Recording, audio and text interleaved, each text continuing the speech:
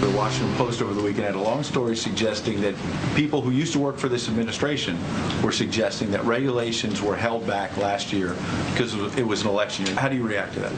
OMB works as expeditiously as possible to review rules, but when it comes to complex rules with significant potential impact, we take the time needed to get them right.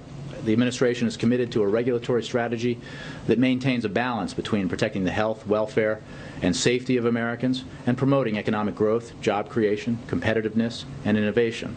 Our goal is not to move rules hastily, but to maximize the effectiveness and benefits of the rules we complete. Jay Carney at the White House with an answer to a pretty detailed Washington Post story over the weekend about regulations being held back on not only health care, but the EPA and others because of the election year. We're back with our panel. Kirsten, what about this? Well, the story alleged that there were 7 current and former employees who are making this claim. So this is not based off of one person. The way and the fact that Jay Carney really didn't address that, he just read a prepared statement. You know, if the Washington Post story is correct, it's yet another problem with Obamacare, and this is particularly corrupt. And I think that they're going to have to give a better answer than that sort of prepared nonsense. And frankly, Katie, some of the people testifying up on the Hill on the website side basically said the reason that they couldn't roll it out effectively is because the regulations didn't come out until later. Right, and the White House is saying that this was purely coincidental, that these regulations weren't pushed through until after the election, and we've heard that line before, whether it's with the website or anything else. And the problem here is that, again, you know, with the election, of course, they didn't want to give Mitt Romney any more ammo on the regulation part as they needed to, because he, of course, was running on this idea that the Obama administration has been over-regulating and stifling business. But this, again, shows that they're being a little bit dishonest when it comes to why these regulations were pushed back, to constantly be saying that it's coincidental that all of these things happened right after the election. You maybe can use that once or twice, but it's not going to add up when you continue to use it for everything that comes out after the election. Charles? Translation of that word salad that we heard from Jay Carney. You got me, what can I say? I mean, this is obvious that when you have 7 people who say explicitly that this had to do with the election, the administration was manipulating the process. But it isn't only in regulation. Look at how it used the election day as a fulcrum for all of its actions in 2012.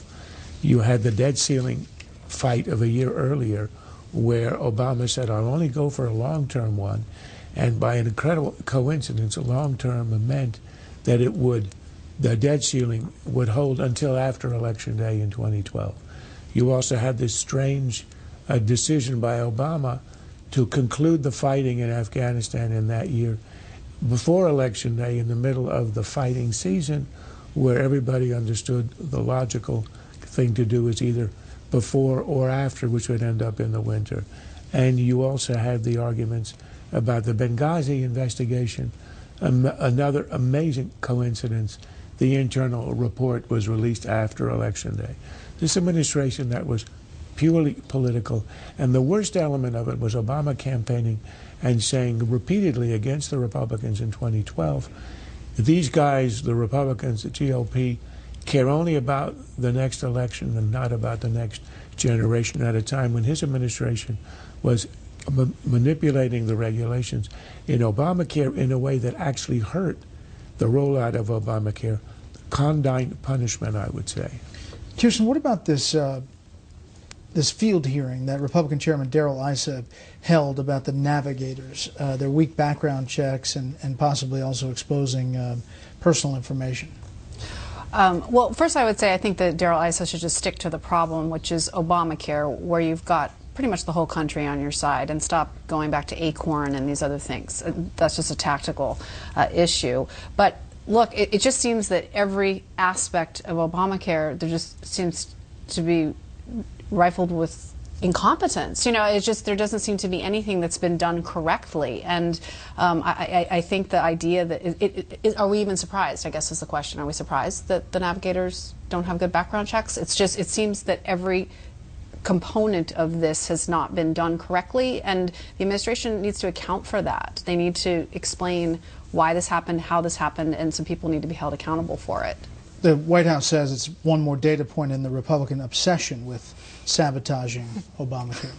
I would say that when you have the Health and Human Services Secretary under President Obama saying under oath in front of Congress that some of these navigators could be convicted felons, that's something that should be taken seriously, and we should talk about that. In addition to that, we've seen undercover video showing that navigators were encouraging people to lie on their application forms so they could get a bigger subsidy. So there is evidence to show that these navigators maybe shouldn't be trusted and that your personal information shouldn't be given to complete strangers who aren't going through background checks. That is it for the panel, but